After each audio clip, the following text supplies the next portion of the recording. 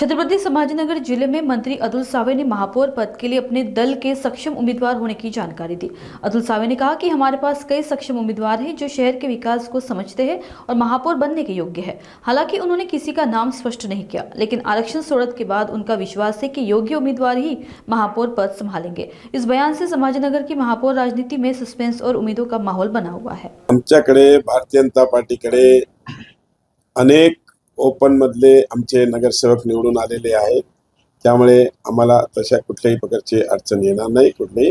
आणि मी या ठिकाणी आश्वासन देतो की चांगला या शहराच्या विकासासाठी जो काम करेल अशालाच आम्ही महापौर पदाची संधी देऊ।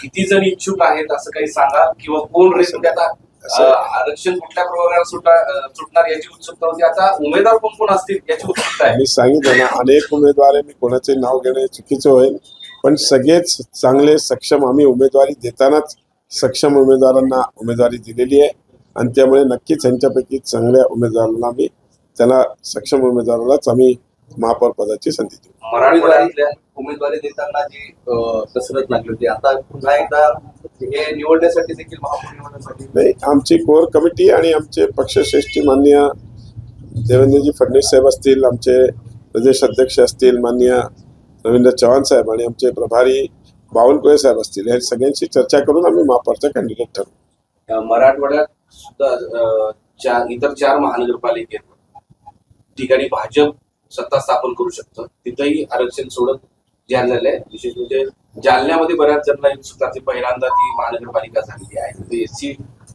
महिलांसाठी राखीव झाली नाही। आमच्याकडे जालन्यामध्ये पण एससी महिला निवडून आलेल्या आहेत, नक्कीच त्याच्यासाठी आम्ही पूर्णपणे लक्ष घालून त्याच्यात चांगल्या उमेदवाराची निवड करून त्यांना आम्ही संधी देऊ।